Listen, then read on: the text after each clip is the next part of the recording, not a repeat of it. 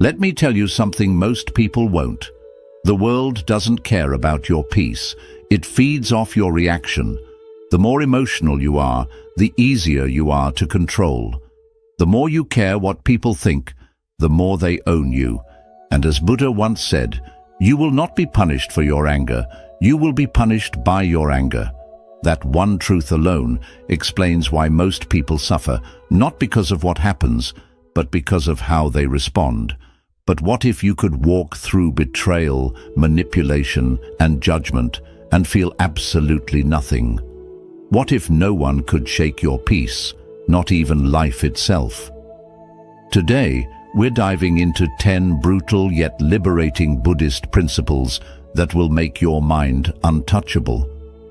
These aren't soft, sugar-coated ideas. These are hard truths, and they'll set you free. 1. People use you until you stop letting them. It's a hard truth, but one you need to hear. People will continue to take advantage of your kindness for as long as you allow it. The more you give without setting boundaries, the more others begin to expect, and eventually they stop appreciating it.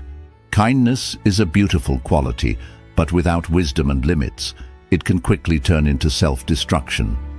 Buddhism teaches compassion, yes, but not at the cost of your self-respect.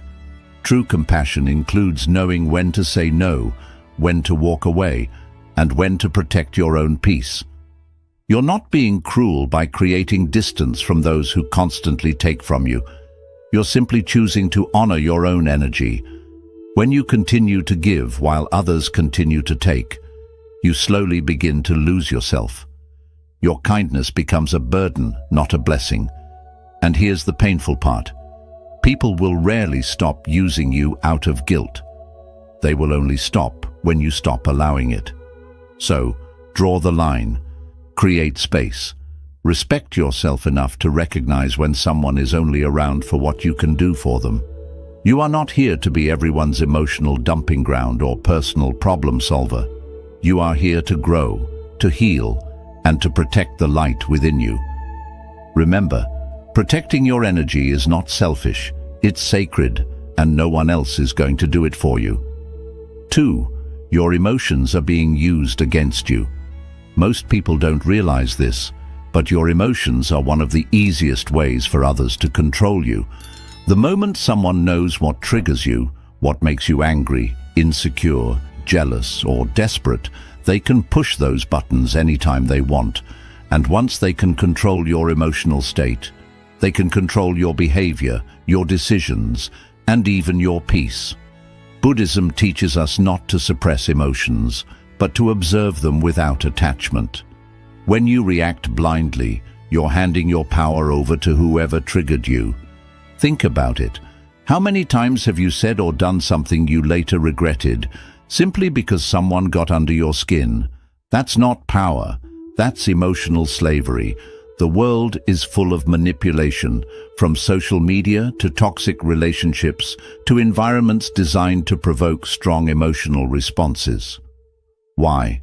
Because emotional people are easier to control. Fear, anger, jealousy, and desperation can cloud your judgment and lead you down a path that isn't even yours. To stay mentally unaffected, you must become emotionally intelligent. You must train yourself to pause before reacting, to sit with your feelings instead of being ruled by them. You can feel anger without lashing out. You can feel fear without running. That's the strength Buddhism builds. Calm in chaos. Awareness in emotion. Remember this: the more emotionally reactive you are, the more easily you can be controlled. But when you master your emotions, no one can use them against you. You become unshakable, and that is true mental freedom. 3rd, kindness without power is self-destruction. Kindness is one of the most respected virtues in Buddhism, but kindness without strength becomes a weapon used against you. The world doesn't always reward those who are nice. In fact, it often tests them.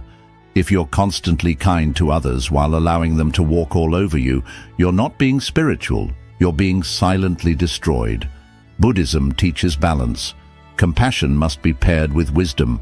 Too often, people confuse being kind with being passive, and that's where the suffering begins. You say yes when you want to say no. You keep giving chances to people who don't deserve them, and you smile to keep the peace while dying inside. That's not enlightenment. That's emotional self-betrayal. Here's the truth. Not everyone deserves your kindness. Some people see your gentle nature as an opportunity to manipulate you, to take advantage of you, to use your silence as permission. And unless you learn to balance kindness with boundaries, your good heart becomes a target for those who seek to drain it. Being truly kind doesn't mean you allow people to disrespect you. It means you help where you can. But you also walk away when needed. It means you speak with softness, but not at the cost of your self-respect. True power is when your heart is kind, but your spine is unbreakable. So remember, kindness should not come from weakness, fear, or guilt. It should come from confidence, strength, and clarity. When you are kind from a place of power, no one can misuse it, and your peace remains intact. 4. Most people secretly want you to fail. This is a truth many people feel but are too afraid to admit. Not everyone is happy when you succeed. In fact, some of the people closest to you may secretly wish for your downfall. They smile in front of you. But behind the mask, there's quiet envy, comparison, and even resentment. Buddhism teaches non-attachment not just to material things, but to people and their opinions. Why? Because human nature, when unchecked, often leans toward jealousy. The moment you begin to rise, emotionally, spiritually, or materially, it shines a light on other people's insecurities. Your growth becomes a silent reminder of where they've remained stuck. And instead of being inspired, many would rather see you pulled back down. This is why the Buddha often spoke about the dangers of surrounding yourself with the wrong people, people whose intentions are not as pure as their words. You don't need loud enemies to fall. Sometimes all it takes is silent ones, disguised as friends, family, or even well-wishers, to plant doubt, to withhold support, to quietly hope you stumble. The lesson: protect your energy by being selective with who you share your dreams, plans, and progress with. Not everything needs to be announced. Let your growth be private, your peace be sacred, and your progress speak for itself.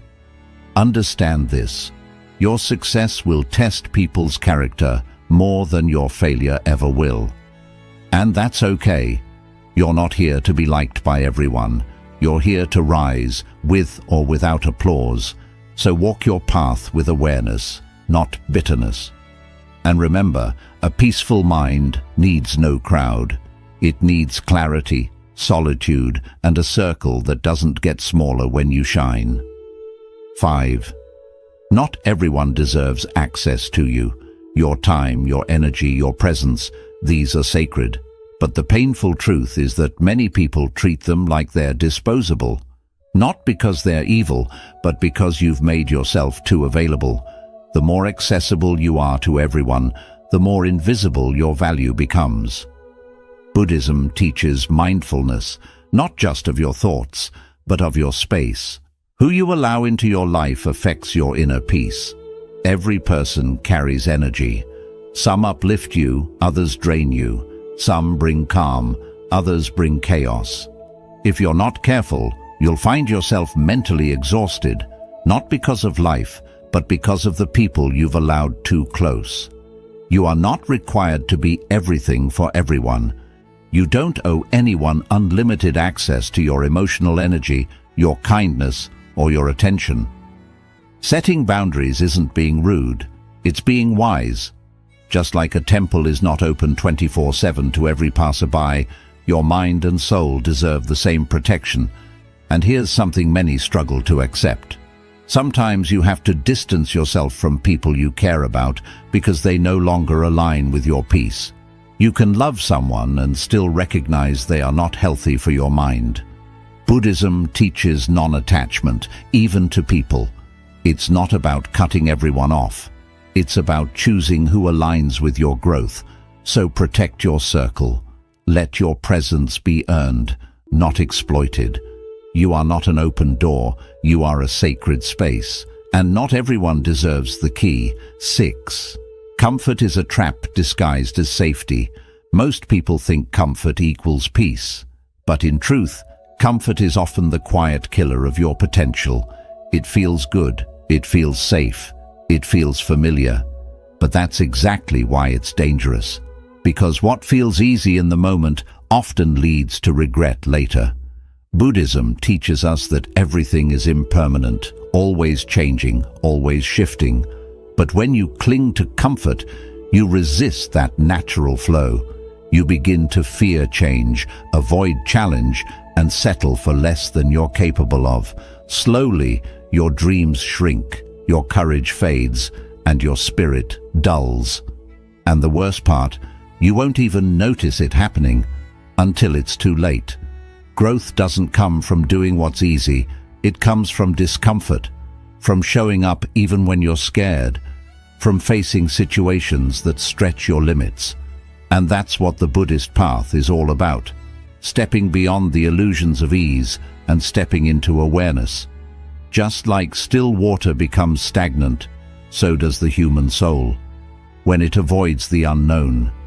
The comfort zone is not your friend. It's your silent prison. It convinces you that safety is more important than purpose, that stability is more valuable than self-discovery. So the next time something feels too comfortable, ask yourself, is this peace? Or is this paralysis? You were not meant to play small. You were meant to evolve. True inner peace doesn't come from avoiding difficulty. It comes from growing through it, not a knife. Rejection hurts. 7. Rejection is a mirror, not a knife. There's no denying that. Whether it's from someone you love, a job you wanted, or a dream that didn't unfold, it can feel like a personal attack, like a knife cutting into your worth. But here's what Buddhism teaches us. Rejection is not here to break you. It's here to reveal you. Every rejection is a mirror. It reflects something back at you. Your attachments, your expectations, your hidden insecurities. The pain you feel isn't just about the rejection itself. It's about what you attached your identity to. You believe that without this person or this opportunity, you were less. And that's where suffering begins. Not from the event, but from how deeply you tied your self-worth to it. Buddhism teaches non-attachment, and this applies especially to outcomes and validation. When you're attached to a specific result, rejection feels like failure. But when you detach and see rejection as guidance, not punishment, everything changes. You begin to realize that what didn't work out may have saved you, that closed doors protect you just as much as open ones do. Rejection also teaches you who you are without external approval. It strips away the illusion and forces you to confront your raw, unfiltered self. It asks, can you still value yourself even when the world doesn't? Can you still walk forward even when others walk away? This is where your power begins, not in being accepted, but in accepting yourself when no one else does. So the next time you're rejected, don't let it stab your self-worth. Let it reflect your strength. Let it reveal where your healing still lives. Let it remind you, you are not here to fit into every place. You are here to grow into the right one. 8. Validation is the fastest way to lose yourself. At some point in your life, you started seeking approval. Maybe as a child, trying to win a parent's attention. Maybe at school, trying to fit in. Maybe now, scrolling endlessly, hoping someone will like, comment, or applaud your existence. It starts small, harmless even, but it grows silently, and before you know it, your self-worth isn't coming from within anymore. It's coming from outside sources that you can't control. That's the danger. You begin to trade your authenticity for applause. You wear masks to be accepted. You adjust your personality to be liked. You hold your tongue to avoid judgment. You post what people want to see. You say what others want to hear. And in that quiet exchange, piece by piece, you disappear. Buddhism teaches us that freedom begins when we stop clinging. And one of the deepest attachments is the attachment to being liked, to being approved of, to being told you're good enough. But here's the truth. If you constantly seek validation, you're living a version of your life that isn't even yours. You're building your identity on shifting ground, other people's moods, opinions, biases, and insecurities. And that foundation, it will collapse. Because no matter how hard you try, you will never be enough for people who don't even know who they are. Ask yourself, what parts of me have I silenced just to be accepted? What dreams have I buried to stay normal? What truths have I hidden because I feared being alone? That's how you lose yourself, not all at once, but in small daily compromises. Validation is a trap because it feels good temporarily. It gives you a dopamine hit. It reassures your ego, but it also makes you a prisoner of people's approval. And the day they take it away, which they always do, you're left empty, anxious, and unsure of who you even are without their applause. Buddhism teaches us to walk the middle path, a life of balance and awareness. It doesn't say we shouldn't appreciate praise, but it warns us not to become dependent on it. Because the person who stands in their truth without needing to be understood is free. The day you stop chasing validation is the day you begin to heal. You begin to speak your truth, even if your voice shakes. You begin to live your purpose, even if no one supports you. You begin to dress, think, speak, and exist in alignment with your soul, not society. And that right there is where peace begins. You don't need to prove anything to anyone, not your worth, not your intelligence, not your goodness, not your success. You are not here to be universally liked. You are here to be deeply, unapologetically, fully yourself. The moment you stop needing their approval, you reclaim your power. And the world, it might resist you at first, but eventually it will respect you. Because people may like you for your performance, but they'll remember you for your authenticity. 9. Silence makes you dangerous. In a world addicted to noise, silence is rebellion. Look around. Everyone is rushing to speak, to argue, to prove a point, to post their thoughts, to be loud enough to be noticed.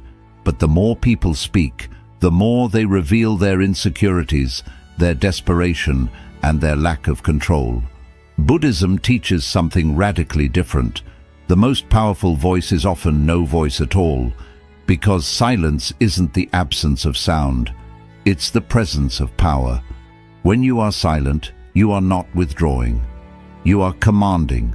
You are telling the world, I don't need to convince you. I know who I am. That calmness in the face of chaos, that stillness in the middle of conflict, it terrifies people. Because silence removes the game, it removes the reaction, it removes the control others try to have over you. You become unreadable, and unreadable people cannot be manipulated. Let this truth settle deep. The louder someone is, the more they reveal. They expose their fears, their insecurities, their emotional wounds. But the one who stays quiet, they remain in control. They reveal nothing, and in that nothing, they possess everything. That's why silence is feared, because it forces people to deal with themselves, with their guilt, with their intentions, with the discomfort of not being able to predict or provoke you. Buddhism teaches us to respond, not react, and sometimes the best response is no response at all. Not because you're weak, but because you've elevated beyond the level of the conversation. You don't argue with fools. You don't correct every lie. You don't chase down every misunderstanding. Why? Because peace is more valuable than proving a point. When you practice silence, you protect your energy, your mind, and your spirit. You no longer waste time explaining yourself to people who never cared to understand you. You don't drain yourself defending your actions to those who've already made up their minds. You stop performing for a world that's not even paying attention. And what happens next? You begin to observe more. You begin to understand human nature more deeply. You start hearing what's not being said. You see people's motives. You recognize manipulation. You sense dishonesty without a word being spoken. Why? Because silence sharpens intuition. You move differently. You no longer react to petty drama, shallow opinions, or emotional bait. Your presence becomes rare. Your energy becomes untouchable. And your silence, it speaks volumes. It says, I don't need your validation. I am not here to argue. I choose peace over pride. I am listening. I am watching. And I see more than you think. People will begin to wonder, why aren't you reacting? Why aren't you defending yourself? Why does nothing shake you anymore? And the answer is simple. You've mastered the skill of detachment. You've learned to protect your inner peace. And you've understood that not every battle needs your sword, because sometimes the strongest thing you can say is nothing at all. So stop speaking just to be understood. Stop reacting just to be respected. Start choosing silence as your strength, and watch how the world changes its tone when you no longer play their game.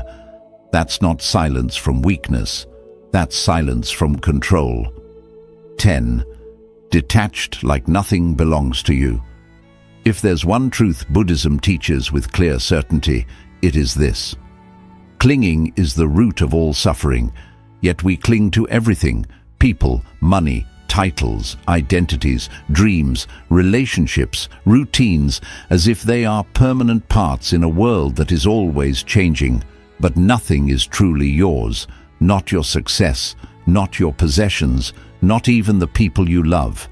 Everything you hold today can be gone tomorrow, and often it is. This isn't meant to make you sad, it's meant to free you, because when you truly understand that nothing belongs to you, you stop fighting so hard to keep what was never yours in the first place. You stop breaking down every time life changes direction. You stop begging for things to stay, and you start flowing with what is. That is detachment. And it's not cold, it's not careless, it's not giving up. Detachment is choosing peace over ownership. It's loving without controlling. It's working without obsessing. It's living without fearing what might leave. Imagine holding sand in your hand. If you hold it too tightly, it slips through your fingers. But if you hold it gently, it rests calmly in your palm. That's how life works. The more tightly you try to control things, people, results, situations, the more they slip away. We suffer because we convince ourselves that things are meant to stay. But the truth? Everything in this life is borrowed. Every smile, every sunset, every friend, every moment of joy, all of it is temporary.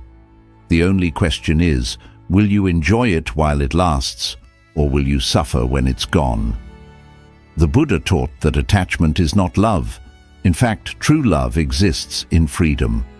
When you love someone but expect them to stay, change, or meet your needs, that isn't love.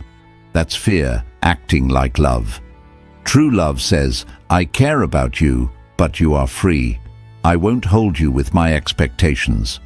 This idea applies not only to people, but also to your goals. You can work hard for your dreams, but don't hold them too tightly. Because when life chooses a different direction, holding on to what you wanted only creates pain. You have to be like water, flexible, flowing, and open to change. Here's a truth many people avoid. The tighter you hold something, the more it hurts when life says it's time to let go. And life will say it. People will leave. Plans will fail. Things will break. And it's not personal. It's simply how life happens. That's why detachment is the highest form of spiritual strength. Not because you stop loving, but because you stop suffering from the loss. You've already accepted that everything is temporary. So what does living with detachment mean? It means you can love someone deeply and still release them when the time comes. It means you can enjoy money without fearing losing it. It means you can feel proud of your success but still feel complete without it. It means you live fully, beautifully, and passionately without letting life control you. And that's the secret. When you stop holding on, you stop being controlled. You're no longer trapped by what leaves. You stop breaking down from change. You stop falling apart over things outside your control. You become calm, strong, and steady. Not because nothing affects you, but because you no longer try to hold what was never truly yours. And in that freedom, you finally breathe. You see life with new eyes, not as something to own or fight, but as something to experience moment by moment, without holding on, without fear, and without struggle. Because now you understand, everything that comes is here to teach you, and everything that leaves is here to free you. So let go as if nothing belongs to you, because in truth, it doesn't. But in that space, you'll discover everything. Heal quietly. Not everyone needs to see your pain. In a world that shares everything, there's something powerful about staying silent in your struggle. People often tell you to speak up, share, and be open. And while honesty matters, there's wisdom in keeping some things private. Buddhism teaches that healing is a personal path, a slow, quiet journey within. Not everyone needs to know what you're facing. The truth is, most people don't truly care.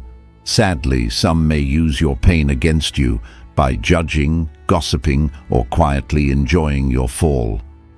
Here's a hard truth. Some people don't listen to help. They listen just to feel better about themselves.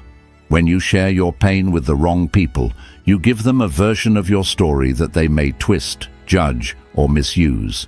You give them emotional access to places they haven't earned, and by doing this, you slow down your own healing, not because there's something wrong with you, but because the space around you isn't safe. That's why Buddhism teaches stepping back, self-reflection, and solitude. When you sit with yourself, without noise, without pretending, without needing attention, you begin to hear your real self. You start to understand your pain, not through sympathy, but through awareness. You don't need the world to see your scars to prove you've grown. Some of your greatest changes will happen in silence, without attention, without anyone knowing, and without being fully understood.